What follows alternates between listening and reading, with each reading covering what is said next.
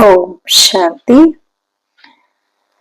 समाप्त होते वर्ष 2024 में मेरे द्वारा किसी को भी मन से, कर्म से और वाणी से यदि किसी को भी किसी भी प्रकार से जाने अनजाने ठेस लगी हो तो मैं दिल से सभी से क्षमा मांगती हूँ।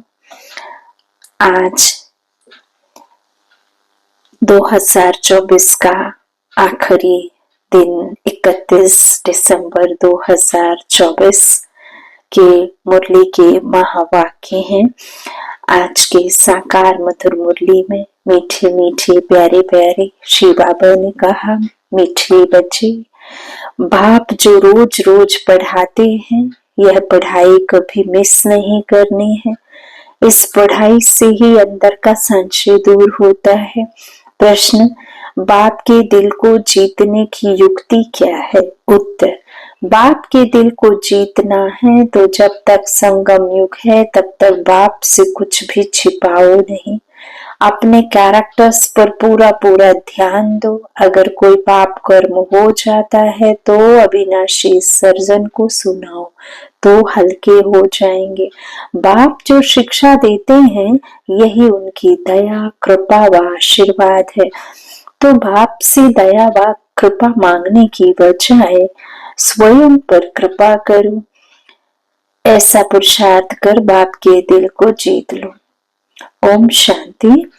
अभी तो रूहानी बच्चे यह तो जानते हैं कि नई दुनिया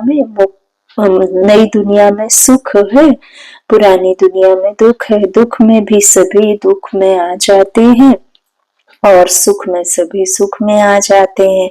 सुख की दुनिया में दुख का नाम निशान नहीं, फिर जहाँ दुख है वहां सुख का नाम निशान नहीं। जहाँ पाप है वहां पुण्य का नाम निशान नहीं, जहाँ पुण्य है वहां पाप का नाम निशान नहीं। वह कौन सी जगह है? एक है सतयुग, दूसरा है कलयुग। कलयुग में है पाप, सतयुग में है पुण्य। सतयुग है परमात्मा की दुनिया, कलयुग है रावण की दुनिया। रावण की दुनिया को रात, राम की रात को दिन कहा। तो बाबा कहते हैं यह तो बच्चों की बुद्धि में जरूर होगा ही। अभी दुख का समय पूरा होता है और सतयुग के लिए तैयारी हो रही है। हम अभी इस पतित छीछी दुनिया से उस पार सतयुग अर्थात राम राज्य में जा रहे हैं। नई दुनिया में है सुख, पुरानी दुनिया में है दुख। ऐसा नहीं जो सुख देता है वही दुख भी देता है, नहीं। सुख बाप देते हैं, दुख माया रावण देता है। उस दुश्मन की एफिजी हर वर्ष जलाते हैं। दुख देने वाले को हमेशा जलाया जाता है। बच्चे जानते हैं जब उसका राज्य पूरा होता है तो फिर हमेशा के लिए खलास हो जाता है। 5 विकार ही सबको आदि मध्य अंत दुख देते आए हैं। तुम यहाँ बैठे हो तो भी तुम्हारी बुद्धि में यही रहे कि हम बाबा के पास जाएं। रावण को तो तुम बाप नहीं कहेंगे। कब सुना है रावण को परमपिता परमात्मा कोई कहते हो? कभी भी नहीं। कई समझते हैं लंका में रावण था। बाप कहते हैं यह सारी दुनिया ही लंका है। कहते हैं वास्को डिगामा ने चक्र लगाया स्टीमर का बोट के द्वारा। जिस समय उसने चक्र लगाया उस समय एरोप्लेन आदि नहीं थे, ट्रेन भी स्टीम पर चलती थी, बिजली अलग चीज है।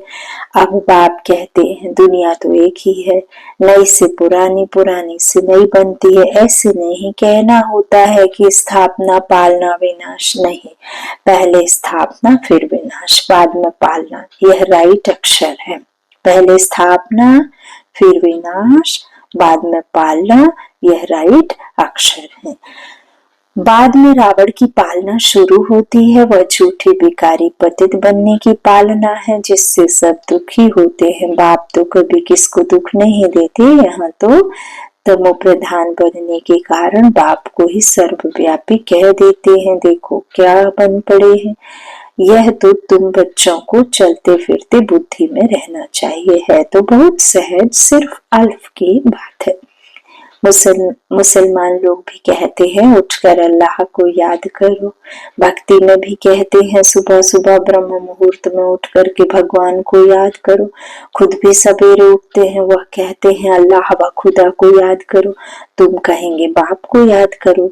एक है अमृत वेला, एक है ब्रह्म मुहूर्त। तो भगवान कहते भक्ति में भी वही और दूसरे धर्म में भी वही, अल्लाह को पुकारो, याद करो सुबह उठते हो। तुम बच्चे कहते हो कि बाबा को याद करो। बाबा अक्षर बहुत मीठा है, अल्लाह कहने से वर्षा याद नहीं आएगा, बाबा कहने से वर्षा याद आ जाता है। मुसलमान लोग यह सभी अक्षर भारत में मुसलमान लोग बाप नहीं कहते हैं, वह फिर अल्लाह मियाँ कहते हैं।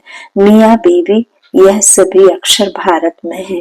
परमपिता परमात्मा कहने से ही शिवलिंग याद आ जाएगा। यूरोपवासी लोग गॉड फादर कहते हैं। भारत में तो पत्थर भीतर को भी भगवान समझ लेते हैं। शिवलिंग भी पत्थर का होता है, समझते हैं इस पत्थर में भगवान बैठा। भगवान को याद करेंगे तो पत्थर ही सामने आ जाता है। पत्थर को भगवान समझ पूछते हैं। पत्थर कहाँ से आता है? पहाड़ों के झरनों से गिरते गिरते गोल चिकना बन जाता है, फिर कैसे नेचुरल निशान भी बन जाते हैं। देवी देवताओं की मूर्ति ऐसी नहीं होती है। पत्थर काट काट कर कान, मुंह, नाक, आंख आदि कितना सुंदर बनाते हैं। खर्चा बहुत करते हैं। शिव बाबा की मूर्ति पर कोई खर्चा आदि की बात नहीं है। अभी तुम बच्चे समझते हो, हम सो देवी देवता चैतन्य में खुद बन रहे हैं। चैतन्य में होंगे तब पूजा आदि नहीं होगी। बाबा कहते जब पत्थर बुद्धि बनते हैं तब पत्थर की पूजा करते हैं। चैतन्य है तो पूज्य है, फिर पुजारी बन जाते हैं। वहां ना कोई पुजारी होते, ना ही कोई पत्थर की मूर्ति होती, दरकार ही नहीं है। यहाँ जिस समय हमारी विस्मृति होती, जिस समय हम पतित बनते, उस समय फिर उन्हें चैतन्य आत्माओं की मूर्तियां बना करके चित्रों में, मंदिरों में विराजमान, जो बाबा कहते हैं तुम बच्चों की यादगार है, उनकी पूजा होती। उस समय थोड़ी होती है जब तुम चैतन्य में रहते हो, है ना। तो बाबा कहते इस तरह से वहां किसी प्रकार की कोई पत्थर की मूर्ति की दरकार नहीं। जो चैतन्य थे उनकी निशानी यादगार के लिए पत्थरों की रखते हैं। अभी इन देवताओं की कहानी का तुमको मालूम पड़ गया है कि इन देवताओं की जीवन कहानी क्या थी। फिर से वही रिपीट होती है। आगे यह ज्ञान चक्षु नहीं था तो जैसे पत्थर बुद्धि थे। अभी बाप द्वारा जो ज्ञान मिला है, ज्ञान एक ही है परंतु उठाने वाले नंबरवार है। तुम्हारे रुद्रमाला भी इस धारणा के अनुसार ही बनती है। एक है रुद्रमाला, दूसरी है रुद्रमाला।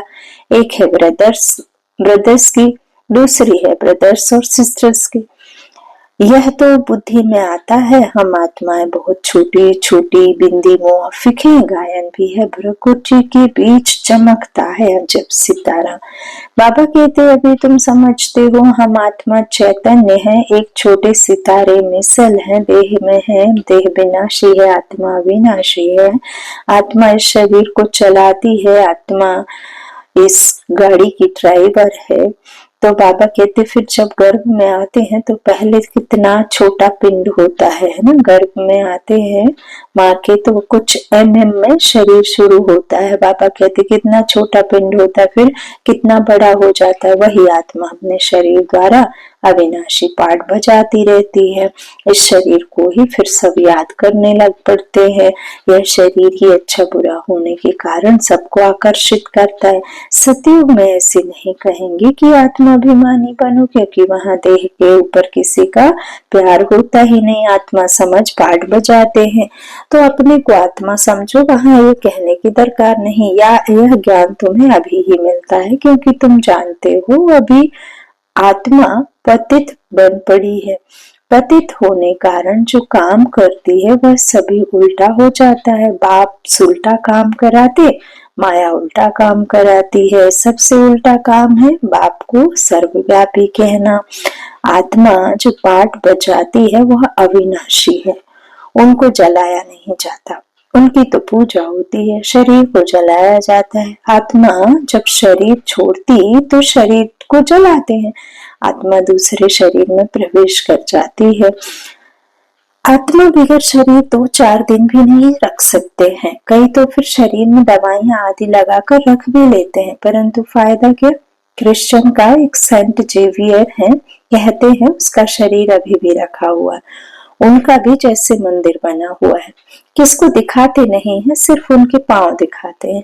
कहते हैं कोई पांव छू लेता है तो बीमार नहीं होता, पांव छूने से बीमारी से हल्के हो जाते हैं, तो समझते हैं उनकी कृपा। बाप कहते हैं भावना का भाड़ा मिल जाता है। जब आप जैसे निश्चय कर लेते हैं कि इससे हमें ये मिलना है, तो आपका जो निश्चय का पाठ है वो पक्का हुआ, तो आपको बाबा कहते हैं कि भावना का भाड़ा मिल गया। तो निश्चय बुद्धि होने से सब कुछ फायदा होता है। बाकी ऐसे हो तो ढेर के ढेर वहां जाए, मेला लग जाए। बाप भी यहाँ आए हैं, फिर भी इतना ढेर नहीं होते। ढेर होने की जगह भी नहीं है। जब ढेर होने का समय आता है तो विनाश हो जाता है। यह भी ड्रामा बना हुआ है, इसका आदि व अंत नहीं है। हाँ, झाड़ की जो जड़ीभूत अवस्था होती है, अर्थात तमो प्रधान बन जाता है, तब यह झाड़ चेंज होता है। कितना यह बेहद का बड़ा झाड़ है, पहले वह आएंगे जिनको पहले नंबर में जाना है। नंबर बार आएंगे ना। सभी सूर्यवंशी तो इकट्ठे नहीं आएंगे, चंद्रवंशी भी जरूर। सभी इकट्ठे नहीं आते। बाबा कहते चंद्रवंशी भी सभी इकट्ठे नहीं आते, नंबरवार माला अनुसार ही आएंगे। पाठधारी सभी इकट्ठे कैसे आएंगे, खेल ही बिगड़ जाए। यह खेल बड़ा एक्यूरेट बना हुआ है, इसमें कोई चेंज हो नहीं सकती। बाबा कहते हैं मीठे मीठे बच्चे, जब यहाँ बैठते हो तो बुद्धि में यही याद रहना चाहिए। और सत्संगों में तो और बातें बुद्धि में आती हैं। यह तो एक ही पढ़ाई है जिससे तुम्हारी कमाई होती है। उन शास्त्रों आदि को पढ़ने से कमाई नहीं होती। हाँ, कुछ न कुछ गुण अच्छे होते हैं, ग्रंथ पढ़ने बैठते हैं तो ऐसे नहीं सभी निर्विकारी होते हैं। बाप कहते हैं इस दुनिया में सभी भ्रष्टाचार से पैदा होते हैं। तुम बच्चों से कोई पूछते हैं वहां जन्म कैसे होगा, बोलो वहां तो 5 विकार ही नहीं, योग बल से बच्चे पैदा होते हैं। पहले ही साक्षात्कार होता है कि बच्चा आने वाला है, वहां विकार की बात नहीं। यहाँ तो बच्चों को भी माया गिरा देती है। कोई कोई तो बाप को आकर सुनाते भी हैं। सुनाएंगे नहीं तो 100 गुना दंड पड़ जाएगा। बाप तो सभी बच्चों को कहते हैं कि कोई भी पाप कर्म हो जाता है तो बाप को झट बताना चाहिए। बाप अविनाशी बात है, सर्जन को सुनाने से तुम हल्के हो जाएंगे। जब तक संगम युग है तब तक बाप से कुछ छिपाना नहीं है। कोई छिपाते हैं तो बाप के दिल को जीत नहीं सकते। सारा मदार पुरुषार्थ पर है। स्कूल में आएंगे ही नहीं तो कैरेक्टर कैसे सुधरेंगे। इस समय सबके कैरेक्टर्स खराब हैं, विकार ही पहले नंबर का खराब कैरेक्टर्स है। इसलिए बाप कहते हैं बच्चों, काम विकार तुम्हारा महाशत्रु है। आगे भी यह गीता का ज्ञान सुना था तो यह सभी बातें समझ में नहीं आती थी। अब बाप डायरेक्ट गीता सुनाते हैं। अभी बाप ने तुम बच्चों को दिव्य बुद्धि दी है तो भक्ति का नाम सुनते हंसी आती है कि क्या क्या करते थे। अभी तो बाप शिक्षा देते हैं, इसमें दया कृपा व आशीर्वाद की बात नहीं, बात होती ही नहीं। खुद पर ही दया कृपा व आशीर्वाद करनी है। बाबा कहते हैं कि मैं तो कुछ करूँ ना। बाप तो हर बच्चे को पुरुषार्थ कराते हैं। कोई तो पुरुषार्थ कर बाप के दिल को जीत लेते, कोई तो पुरुषार्थ करते करते मर भी पड़ते हैं। बाप तो हर एक बच्चे को एक जैसा ही पढ़ाते हैं। फिर कोई समय ऐसी गोहा बातें निकलती हैं जो पुराना संशय ही उड़ जाता है, फिर खड़े हो जाते हैं। इसलिए बाबा की पढ़ाई कभी मिस नहीं करनी चाहिए। मुख्य है बाप की याद, दैवी गुण भी धारण करने। कोई कुछ छीछी बोले तो सुना अनसुना कर देना चाहिए। Hear no evil, see no evil. उच्च पद पाना है तो मान अपमान, दुख सुख, हार जीत सब सहन जरूर करना है। बाप कितने युक्तियां बतलाते हैं, कुछ भी फिर भी बच्चे बाप का भी सुना अनसुना कर देते हैं। और यह बाबा कहते हैं कि फिर क्या पद पाएंगे। जब जिसके लिए बाबा कहते हैं सुना अनसुना करो, उससे लड़ाई कर लेते हैं, बाप का अनसुना कर देते हैं। हाँ, तो बाबा कहते हैं दुख सुख मान सम्मान अपमान सब कुछ आपको सहना है ना, हार जीत जरूर करना है। बाप कितनी युक्तियां बतलाते, बाबा फिर भी कहते हैं कि बाप का सुना अनसुना कर देते, तो फिर वह क्या पद पाएंगे। बाप कहते हैं जब तक आप शरीर ही नहीं बने हैं तब तक माया की कुछ न कुछ चोट लगती रहेगी। बाप का कहना नहीं मानते तो बाप का डिसरिगार्ड करते हैं। फिर भी बाप कहते हैं बच्चे सदा जीते जागते रहो और बाप को याद करो, उच्च पद पाओ। अच्छा, मीठे मीठे सिकिलधे बच्चों प्रति माता पिता बाप दादा का याद प्यार और गुड मॉर्निंग। रूहानी बाप की रूहानी बच्चों को नमस्ते। हम रूहानी बच्चों की रूहानी माता पिता बाप दादा को याद प्यार और गुड मॉर्निंग। शुक्रिया बाबा, शुक्रिया। धारणा के लिए मुख्य सार। पहला बाबा ने कहा कोई भी उल्टी सुल्टी बातें करे तो सुना कर देना है। Hear no evil. सुख दुख, दुख सुख मान अपमान सब कुछ सहन करना है।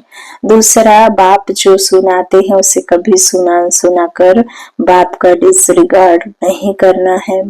माया की चोट से बचने के लिए अशरीरी रहने का अभ्यास जरूर करना है। वरदान दिया बाबा ने, बाप समान रहम दिल बन सबको क्षमा कर स्नेह देने वाले मास्टर दाता भव। जैसे बाप को रहम दिल मर्सीफुल कहते हैं, ऐसे आप बच्चे भी मास्टर रहम दिल हो। जो रहम दिल है वही कल्याण कर सकते हैं। अकल्याण करने वाले को भी क्षमा कर सकते हैं। वह मास्टर स्नेह के सागर होते हैं, उनके पास स्नेह के बिना और कुछ है ही नहीं। वर्तमान समय संपत्ति से भी ज्यादा स्नेह की आवश्यकता है। वर्तमान समय में संपत्ति से भी ज्यादा स्नेह की आवश्यकता है। इसलिए मास्टर दाता बन सबको स्नेह देते चलो, कोई भी खाली हाथ ना जावे। स्लोगन, तीव्र पुरुषार्थी बनने की चाहना हो तो जहाँ चाह है वहाँ राह मिल जाएगी। तीव्र पुरुषार्थी बनने की चाहना हो तो जहाँ चाह है वहाँ राह मिल ही जाएगी। अच्छा, ओम शांति। शुक्रिया बाबा, शुक्रिया।